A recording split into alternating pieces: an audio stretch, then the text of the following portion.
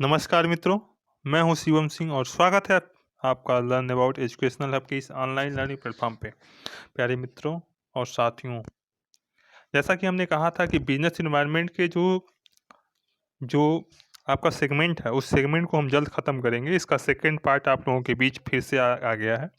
जो first video नहीं देखे हैं, उस फर्स्ट वीडियो पे जाके डिस्क्रिप्शन बॉक्स में उसका लिंक दे दिए हैं, वहाँ पे क्लिक करें और फर्स्ट वीडियो को देखें, जिसमें बिजनेस इन्वायरमेंट के कॉन्सेप्ट और मीनिंग के बारे में हमने बात की थी। बात समझ में आ रही है? क्या होता है बिजनेस इन्वायरमेंट? बिजनेस इन्वायरमेंट दो प्रकार के इंटरनल व एक्सटर्नल फैक्टर्स जो बिजनेस को क्या करते हैं, डायरेक्टली चाहे इनडायरेक्टली क्या करते हैं, इफेक्ट डालते हैं, वो क्या कहलाते हैं, बिजनेस इन्वायरमेंट कहलाते हैं। और उसी इंटरनल व एक्सटर्नल फैक्टर्स की बात करने वाले हैं, जो कि प्रीवियस वीडियो में हम क्या कहते हैं कि नेक्स्ट वीडियो में हम बात करेंगे। वो दिन आज आ गया है, तो चलिए स्टार्ट करते हैं। बात समझ आ रही है? ओके। बिजनेस इन्वायरमेंट दो प्रकार के होते हैं, दो तरह से इनको डिवाइड कर दिया गया है। किसके लिए, किस पर्पज के लिए? समझने के लिए। बात समझ आ रही है? राइट नाउ चलो पहले बात करते हैं इंटरनल इन्वायरमेंट को और एक्सटर्नल इन्वायरमेंट को। दोनों के बारे में हम बहुत ही डेप्थ में जाके इसमें बात करेंगे, लेकिन उससे पहले हम इंटरनल इन्वायरमेंट के थोड़ा सा ब्रीफ नॉलेज यहाँ पे लेते हैं। वो ब्रीफ नॉलेज क्या है, ध्यान सुनिएगा कि इंटरनल इन्वायरमेंट में कंपनी का जो होता है, चाहे बिजनेस का जो होता है, चाहे इंस्टीट्यूशन का जो होता है, उसमें कंट्रोलिंग, राइट, यानी कंट्रोलिंग पावर मेरे हाथ में होगी। एक्सटर्नल में क्या होगा, कंपनी या बिजनेस की इन्वायरमेंट को, ठीक है, कंट्रोलिंग पावर मेरे हाथ में नहीं होगी। राइट, थोड़ा सा आपको आइडिया लगा होगा, शायद आपको ये कॉन्सेप्ट क्लियर हो गया होगा कि इंटरनल इन्वायरमेंट में क्या लिखना है, एक्सटर्नल इन्वायरमेंट में क्या लिखना है। राइट, अब चलते हैं नेक्स्ट टॉपिक पे चलते हैं। और आपको एक चार्ट दिख रहा होगा स्क्रीन पे, मैं चाहूँगा कि आप लोग इसको स्क्रीनशॉट ले लें, जिससे आसानी से आपको सारे पॉइंट्स यहीं पे रिवाइज कर लें, और ये ही पॉइंट आप लोग रट लेंगे, याद कर लेंगे, तो जितने भी चाहे एमसीक्यू के क्वेश्चन बने या तो आपके रिटन के क्वेश्चन बने, सारे पॉइंट यहीं से होंगे और यही सारे क्वेश्चन बनते हैं। राइट, अब चलिए हम स्टार्ट करते हैं। आई होप कि आप लोगों ने स्क्रीनशॉट ले लिया होगा, एंड देन स्टार्ट करते हैं हम इंटरनल इन्वायरमेंट के बारे में। इंटरनल इन्वायरमेंट के बारे में, इंटरनल इन्वायरमेंट मीन्स दैट आंतरिक घटक। आंतरिक घटक का मतलब ये है कि बिजनेस के वे पॉइंट जो बिजनेस क्या करता है, रेगुलेट करता है, कंट्रोलिंग पावर अपने पास रखता है। बात समझ आ रही है?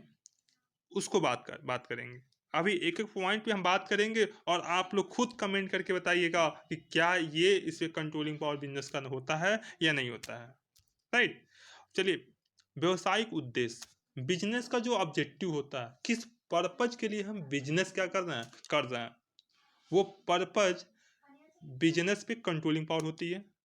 ठीक, अगर वो उद्देश्य की पूर्ति जब चाहे, हमने अपना प्लानिंग बनाया, जिस उद्देश्य के लिए बनाया, जब चाहे उसको क्या कर सकते हैं, खत्म कर सकते हैं, जब चाहे सब शुरू कर सकते हैं। उस पर कंट्रोलिंग पावर आपके हाथ में होगी कि नहीं होगी। राइट, व्यवसाय की नीतियां यानी बिजनेस की पॉलिसी, हिंदी और इंग्लिश में इसलिए बोल पा रहे हैं कि हिंदी मीडियम के भी स्टूडेंट आसानी से इसको समझ सकें, इसके लिए मैंने ये पॉइंट्स हिंदी में भी लिखा है, और इंग्लिश वाले मीडियम के जो स्टूडेंट हैं, आई होप उनको सारी चीज़ें समझ में आ रही होंगी।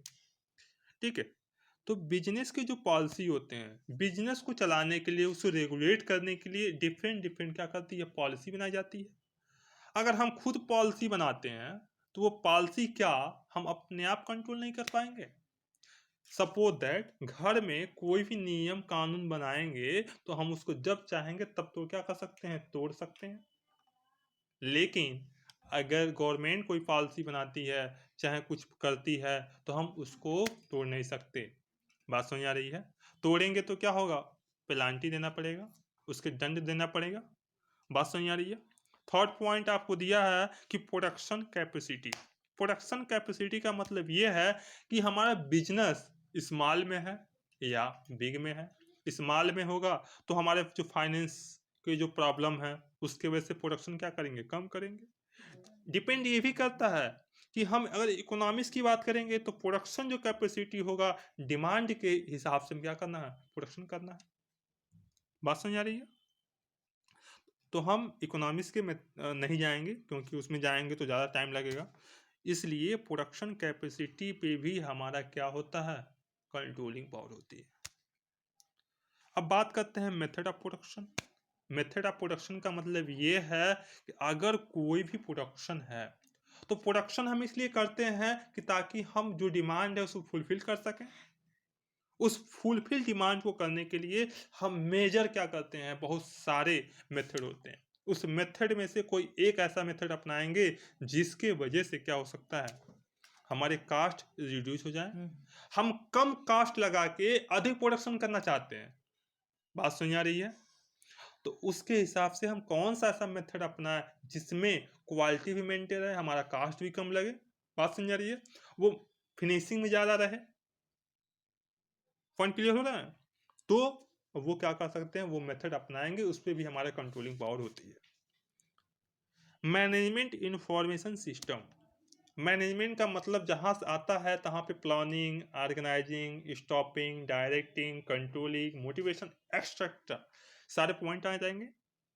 लेकिन यहाँ पे ये कह रहा है कि मैनेजमेंट इंफॉर्मेशन सिस्टम यानी जो प्रबंध करता है, यानी जो मैनेजमेंट करता है, वो किस प्रकार की सूचनाओं को प्रेषित करता है, आपको देता है।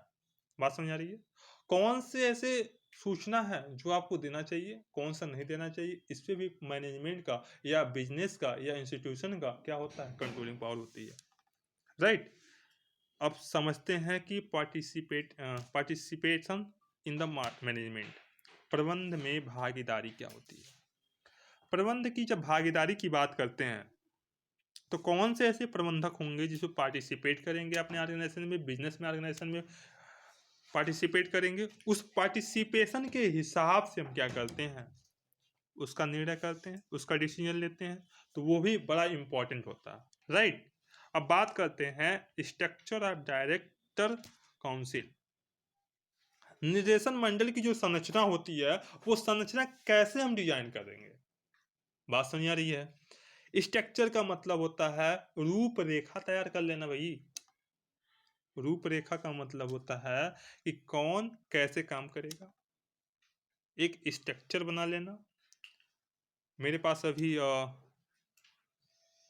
कुछ डॉक्यूमेंट्स नहीं है, मैं दिखाता आपको कि स्ट्रक्चर क्या होता है। इसके बारे में हम आगे की वीडियो में कहीं ना कहीं इसका जिक्र जरूर करेंगे। तो ये समझिए कि स्ट्रक्चर भी जो होते हैं उस पर भी क्या होता है, कंपनी का कंट्रोलिंग पावर होता है। बात करते हैं मानवीय संसाधन की विशेषताएं, characteristics of human activities, sorry characteristics of human resource. यानी जो भी मैनेजमेंट होंगे, जो भी ह्यूमंस होंगे, अरे भाई ऑर्गेनाइजेशन होगा चाहे बिजनेस होगा, तो उसमें कोई ना कोई व्यक्ति तो काम करता होगा। उसकी कैपेसिटी क्या है, हमारे जितने भी लोग काम करेंगे उनकी विशेषताओं के हिसाब से उनको वर्क डिवाइड करेंगे। जब उनके हिसाब से वर्क डिवाइड करेंगे तो हम जिसको नियुक्ति दिए होंगे, जिसको अपॉइंटमेंट दिए रहेंगे, उस पर कंट्रोलिंग पावर कर सकते हैं, नहीं कर सकते हैं। राइट? ये सारे फैक्टर्स जो क्या करते हैं, डायरेक्टली चाहे इनडायरेक्टली आपके बिजनेस को इफेक्ट डालते हैं। ये इंटरनल पार्ट हो गया। आई होप कि ये सारे चीजें आपको समझ में आ रही होंगी। चलिए अब हम बात करने वाले हैं, अब इसी के आगे चलने वाले हैं एक्सटर्नल। एक्सटर्नल में एक माइक्रो एक मैक्रो की बात करेंगे। तो यास्ट समास्ट, बात समझ आ रही है? यानी छोटे और एक बड़े लेवल पे। यहाँ पे मिक्रो इन्वायरमेंट में organisation, customer, competitor, market, supplier, intermediators जो हैं, ये संक्षिप्त में बात कही जा रही है, बड़ा छोटे में बात कही जा रही है। लेकिन मैक्रो में बहुत बड़े लेवल पे बात समझ आ रही है। इकोनॉमिक्स है, पॉलिटिकल है, लीगल है, टेक्नोलॉजिकल है, ग्लोबल है, सोशल, कल्चर, वो डेमोग्राफिकल है। ऑर्गेनाइजेशन का थोड़ा सा हिंदी आप लोगों को मतलब समझा दें, और इसका स्क्रीनशॉट जरूर लीजिएगा आप लोग, बहुत इंपॉर्टेंट ये पीपीटी है आप लोगों के लिए। बात समझ आ रही है? ऑर्गेनाइजेशन का मतलब, जो हिंदी मीडियम वाले स्टूडेंट्स हैं ध्यान सुन लें, संगठन। कस्टमर का मतलब होता है आपके ग्राहक। कंपटीटर का मतलब होता है जो प्रतिस्पर्धी होते हैं। बात समझ आ रही है? मार्केट का मतलब होता है बाजार, सप्लायर का मतलब होता है आपूर्तिकर्ता, इंटरमीडिएट का मतलब होता है जो मध्यस्थ का काम करते हैं। इकोनॉमिक्स का इधर देख लीजिएगा, मैक्रो में इकोनॉमिक्स में अर्थशास्त्र, पॉलिटिकल मतलब राजनैतिक, टेक्नोलॉजिकल मतलब टेक्नोलॉजी से संबंधित, ग्लोबल मतलब वैश्विक स्तर पे, सोशल मतलब सांस्कृतिक के बारे में बात करते हैं, और डेमोग्राफी जननांत्रिक के बारे में बात करेंगे। पॉइंट।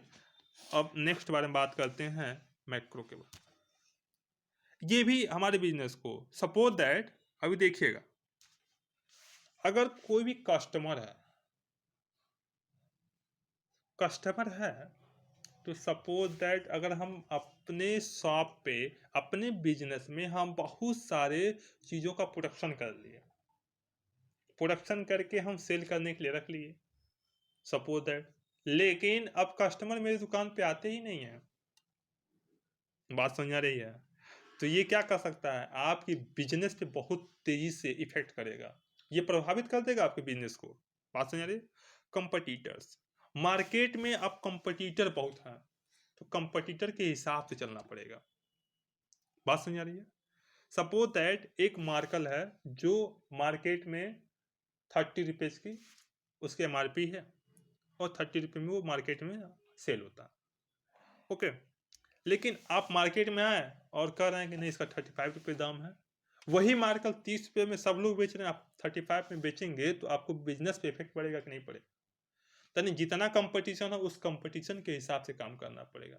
मोनोपोली तो कहीं चल नहीं रहा है यहाँ पे, बात समझ आ रही है? अगर मोनोपोली चलती तो क्या करते, अपने हिसाब से दाम को क्या कर सकते, बढ़ा सकते थे, कम भी कर सकते थे, जितना चाहे उतना लूट सकते थे।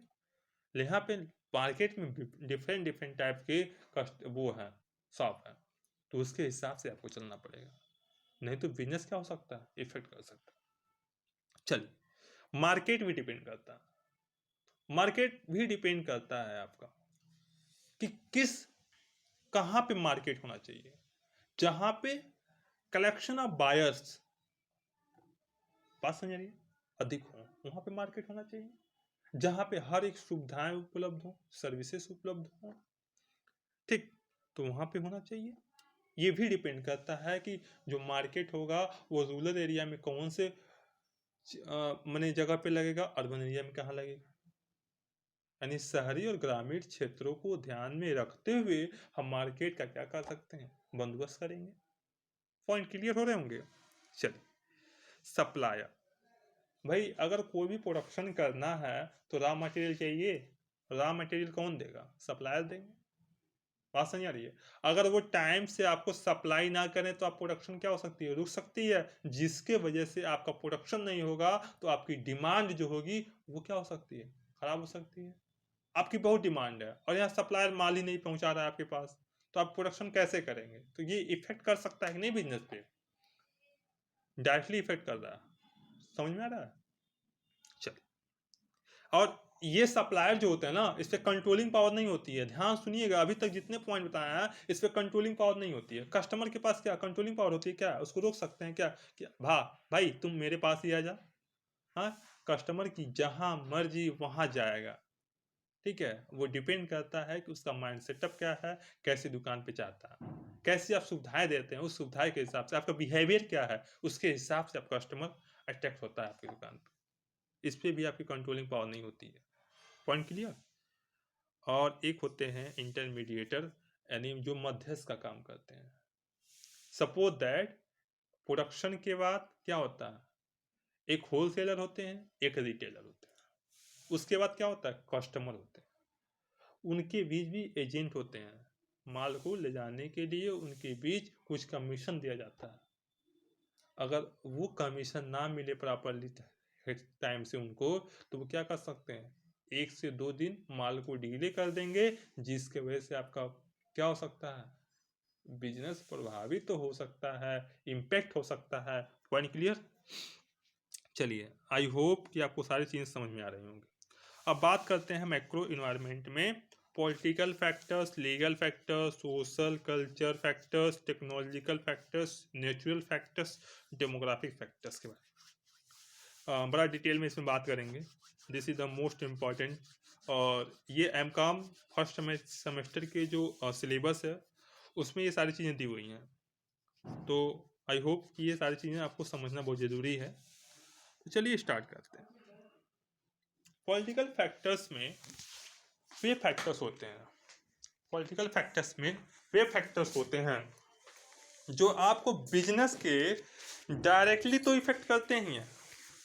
मतलब डायरेक्टली कैसे इफेक्ट करेंगे, इसके भी कुछ रीजंस हैं। पॉइंट क्लियर हो रहे होंगे। तो हम उस पर क्या चर्चाएं करेंगे, क्या परिचर्चाएं करेंगे, उसके बारे में बात कर रहे हैं। ठीक है। तो डेमोग्राफिक मतलब कोई भी पॉलिटिकल जो चेंजेस होते हैं, ठीक है, अगर डिपेंड करता है कि हमारी सरकार कौन सी बन रही है, उस सरकार के हिसाब से हम क्या कर सकते हैं, अपने आप को चेंज कर सकते हैं। यानी देश में कौन सी सरकार है, हमारे देश का संबंध दूसरे देश से क्या है, बात सुन रही है, देश के सेंट्रल और स्टेट के बीच में क्या रिलेशन है, बात सुन रही है, विपक्षी दलों का क्या सहयोग है, उनकी ताकत क्या है, हमारे डिफेंस में, हमारे सैन्य में, हमारे देश की पॉलिटिकल चीज़ों में किस प्रकार का रिलेशन है। और ये रिलेशन भी क्या करते हैं, अपने आप को क्या करते हैं, बिजनेस पे इफेक्ट डालते हैं। हमको माल को इंपोर्ट एक्सपोर्ट करता है दूसरे देश के साथ, रिलेशन अच्छा नहीं है तो कैसे करेंगे भाई, बिजनेस को क्या कर सकता है, इम्पैक्ट डाल सकता है। Point clear. अब बात करते हैं लीगल के बारे में। भाई मार्केट में आ गए तो मार्केट में कुछ रूल्स रेगुलेशंस होते हैं, उस रूल्स रेगुलेशन को काम करना पड़ता है। आप पैसा बहुत अधिक कमा रहे हैं, आप टैक्स नहीं दे रहे हैं, तो सरकार क्या करेगी, पेनाल्टी लगा देगी, पकड़ के ले जाएगी, भैया कहेगी जीएसटी भरो। बात समझ आ रही है। नहीं भरेंगे तो क्या करेगा, आप पे ज्यादा पेनाल्टी लगाएगा। कुछ रूल्स रेगुलेशंस होते हैं मार्केट में। आप खराब सामान को बेच के किसी व्यक्ति के या किसी पर्सन्स के हेल्थ पे इशू डालते हैं तो क्या करेगा, कंज्यूमर प्रोटेक्शन एक्ट के तहत आपको कार्रवाई की जाएगी। हर एक व्यक्ति को माल के, वस्तु के या कहें गुड्स के बारे में जानने, उसे पहचानने, उसके मूल्यों को समाधान करने के लिए सारी जानकारी वो उपलब्ध है। अगर कोई नहीं करता है तो क्या कर सकता है, कानूनी कार्रवाई हो सकती है। हो सकता है कि अगर कोई भी वस्तु है, अगर वो उसका प्रोडक्शन जो क्या है, सपोज दैट कोई प्राइस 1 किलो की सामान है और उस पर 800 ग्राम है और दाम लिखा है 1 किलो का, तो आप कंप्लेन कर सकते हैं। बात समझ आ रही, उसका भी नियम रूल्स रेगुलेशन बने होंगे। ये बात समझ में आ रही है आपको। आई होप कि सारी चीजें समझ में आ रही होंगी। अब बात करते हैं सोशल कल्चर घटक यानी फैक्टर्स के बारे में। भाई ये भी डिपेंड करता है कि मार्केट में हमारे पास, अगर इंडिया की बात करते हैं, ठीक है, तो यहाँ पे हिंदू भी रखते हैं, मुस्लिम भी रहते हैं, सिख भी रहते हैं, ईसाई भी रहते हैं, ठीक है। यहाँ पे लिटरेट भी पर्सन है, अनलिटरेट भी पर्सन है, ठीक है। यहाँ पुरुष है, महिलाएं हैं, बात समझ आ रही है। ये भी डिपेंड करता है, ठीक है, कि कौन से समय में कौन सी चीजें चाहिए। अगर दिवाली का समय है तो पटाखे की जरूरत होती है, तो पटाखे के समय में अगर पटाखे का 2 रुपये महंगा बिक रहा है तभी लोग उसको क्या करते हैं, डिमांड करते हैं। 2 ही दिन बेचता है भैया, तो वो क्या कर सकता है, आपके सोशल कल्चर को भी इफेक्ट करता है। शादी विवाह में कपड़ों की डिमांड बढ़ जाती है, क्यों बढ़ जाती है, शादी है भाई, 1 दिन पहनना है। बात समझ आ रही है मेरी। तो ये सारे पॉइंट्स आपके क्लियर होने चाहिए, ये भी हमारे डायरेक्टली इफेक्ट करता है। चलिए बात करते हैं टेक्नोलॉजिकल फैक्टर्स के बारे में। टेक्नोलॉजिकल फैक्टर्स में हम ये देखते हैं कि अगर बिजनेस में, चाहे हमारे ऑर्गेनाइजेशन में कुछ नए नए चीजें चेंज होते हैं। सबसे पहले अगर कुछ समय बात करें तो बैंकों में देखा होगा कि कागज पे, लेजर्स पे सारे पोस्टिंग होते रहते, लेकिन कुछ समय बाद कंप्यूटर आया तो कंप्यूटर पे सारी चीजें काम होना स्टार्ट हो गया, राइट। तब काम होना जब स्टार्ट हो गया तो उसमें बहुत सारी चीजें आपको चेंज करना पड़ेगा। नए नए मशीनों का आविष्कार होना स्टार्ट हो गया। हम पहले पुराने मेथड से काम करते थे, नए नए टेक्नोलॉजी आ गया, एक समय में हम 10 प्रोडक्शन करते थे, नई टेक्नोलॉजी आ गई, अब 1 घंटे में क्या कर सकते हैं, 50 प्रोडक्शन कर सकते हैं। ये सारे पॉइंट क्लियर हो रहे हैं। ये है टेक्नोलॉजिकल फैक्टर्स के बारे में, वो भी चेंजेस, उसको भी ध्यान में रखते हुए आपको बिजनेस करना पड़ता है। अब बात करते हैं नेचुरल फैक्टर्स। हो सकता है कि अभी कुछ समय पहले क्या हुआ था, भूकंप आया था। बात समझ आ रही? भूकंप से बहुत सारे देश क्या हो गए, प्रभावित हो गए। हमारी मिट्टी, ठीक है, हमारी जलवायु, हमारी नदियां, हमारी जो संस्कृति है, सॉरी वर्षा, ठीक है, ये सारे हमारे बिजनेस पे इफेक्ट डालते हैं। भाई नेचुरल में सर्दी के मौसम में आप टी शर्ट बेचेंगे तो क्या बिकेगी मार्केट में? बिल्कुल नहीं बिकेगी भैया। गर्मी में आप ये कहें कि स्वेटर ले लो भैया, स्वेटर ले लो, कोई खरीदेगा? बिल्कुल नहीं खरीदेगा। ठीक है, तो ये बिजनेस के नेचुरल घटक हैं। इसके हिसाब से क्या करना पड़ेगा, आपको चेंज करना पड़ेगा। और लास्ट हम बात करने वाले हैं डेमोग्राफिक्स, जनसांख्यिकी घटक। वे घटक होते हैं जो हमारे स्टैंडर्ड ऑफ लिविंग, जो डेवलपमेंट रेट है, जो एज ग्रुप है, ठीक है, जो परिवार की यानी फैमिली का साइज क्या है, उसके हिसाब से डिपेंड करता है कि पर पर्सन की आय क्या है। ये भी डिपेंड करता है कि बिजनेस पे इफेक्ट डालता है। सपोज दैट हम रूरल एरिया मार्केट करना चाहते हैं, रूरल एरिया में भी कुछ गरीब होंगे, कुछ अमीर होंगे।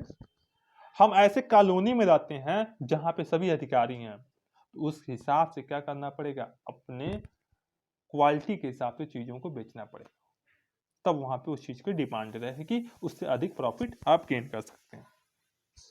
पॉइंट क्लियर हो रहा है? तो ये सारे फैक्टर्स हैं।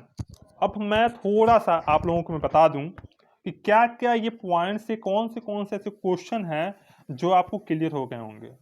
और इतने क्वेश्चन अगर आपके एग्जाम में आते हैं तो सारे क्वेश्चन कर लीजिएगा, ये सारे के आंसर यही में लिखना है आपको। अगर कह दें कि define business environment, explain the various micro environment factors including the business, बाद में बात करेंगे, वही बात कर लीजिएगा। इंटरनल फैक्टर्स की बात करता है तो भी बात कर लीजिएगा। बात समझ आ रही है? कर सकता है what do you mean by business environment, कर सकते हैं।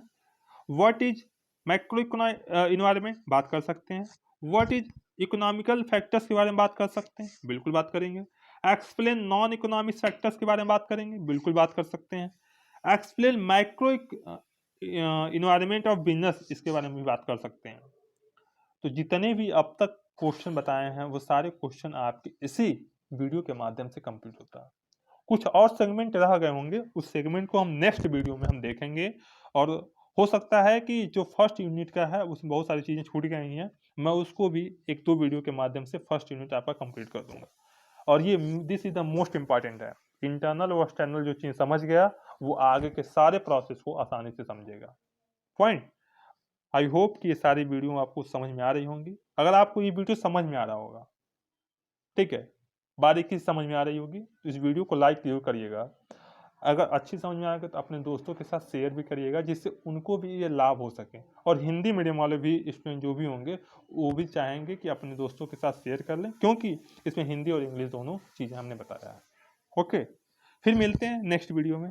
Thank you for watching this video.